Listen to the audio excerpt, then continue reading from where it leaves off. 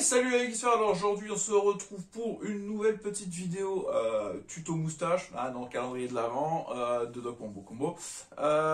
Aujourd'hui on va se faire une petite découverte avec la boîte Speeduel. J'avais déjà sorti du joli carton qu'on m'a offert de la part de Konami. Bon, je l'ai un petit peu défoncé sur les scotch. N'en tenez pas rigueur, désolé.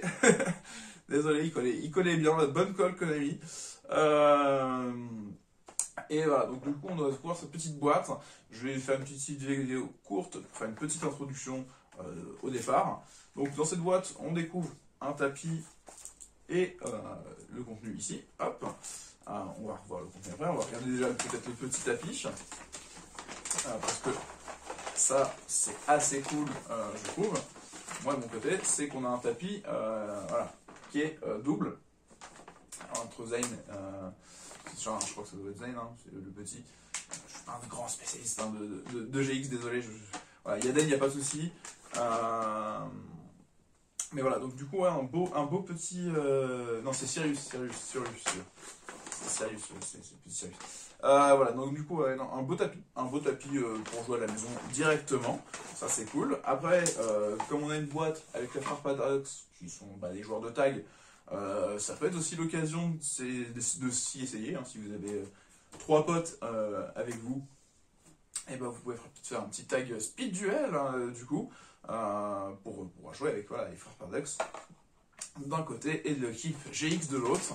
Donc voilà, qui du royaume des duellistes ou de la Duel Academy est le plus fort. Hop, le tapis c'est bon.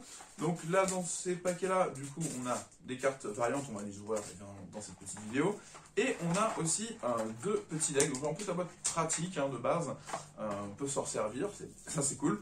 Donc on a deux côtés, effectivement, faut savoir c'est que il va y avoir, là c'est des gros paquets, hein, c'est des paquets de moins 40, et donc du coup il y en a deux dans chaque. Hein. Par contre les decks, je vais pas vous les montrer tout de suite à la vidéo, je vais pas, voilà, je me réserve ce petit plaisir pour essayer de vous faire directement en fait, quelques petits matchs avec un ami, faire quelques petits speed duels, quelques petits matchs speed duels pour les découvrir du coup en vidéo, de voir quelles sont les cartes qu'on va jouer ensemble. Voilà, c'est juste une petite introduction, voilà, c'est une première case voilà, pour vous mettre un petit peu l'eau à la bouche, comme j'ai essayé de faire sur d'autres cases hein, qui peut-être vous titilleront. Et donc du coup on va quand même découvrir les cartes secrètes rares, hein. Il y en a apparemment 4 parmi 12.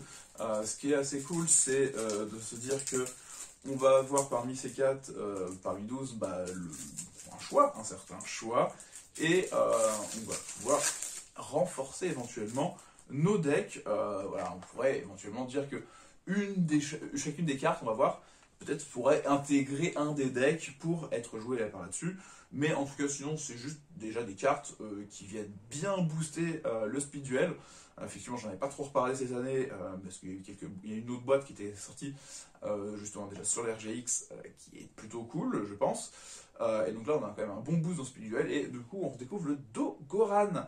Voilà, le kaiju des flammes enragées. Donc ça, c'est si vous ne connaissiez pas Dogoran, et effectivement, c'est un kaiju. Donc nous, on le connaît depuis un petit moment dans le TCG Master, hein, voilà, et donc du coup un petit Dogoran, et en plus j'ai l'impression que c'est un art alternatif, hein, parce que, ou alors c'est peut-être parce que c'est la version secrète, hein, mais effectivement on rend bien par rapport à mes souvenirs de Dogoran, voilà, j'irai voir moi après la vidéo un petit peu ce que ça donne. Ouh, un beau petit Bubbleman héros élémentaire en secret aussi, un secret speed duel. Hein. Évidemment, à chaque fois, vous avez normalement écrit speed duel dessus.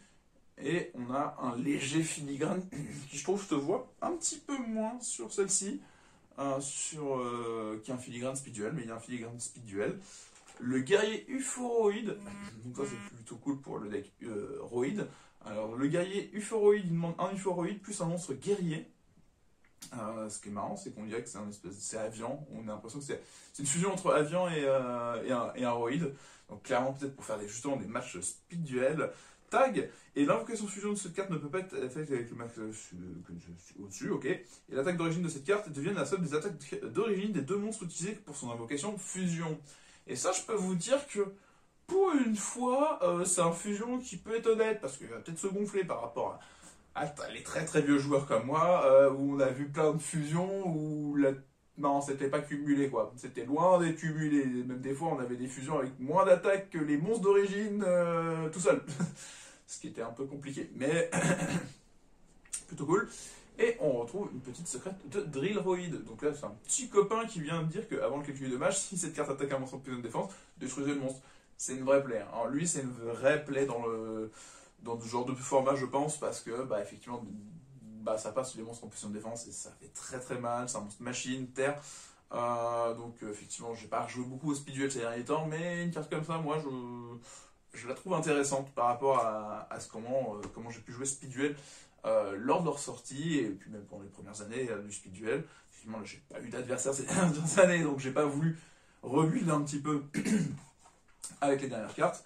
Mais voilà, donc du coup, voilà, petite boîte plutôt cool, que je peux vous conseiller à la maison, éventuellement pour bah, jouer directement à la sortie de la boîte, qui peut aussi vous permettre de jouer avec bah, vos proches, voilà, que ce soit vos neveux, vos nièces, vos parents, vos grands-parents, vos frères, vos sœurs, les tontons, les tatas. À Noël, ça peut être facile de jouer avec ça, parce que là, on est quand même sur du Speedduel, donc il n'y a pas beaucoup d'effets non plus.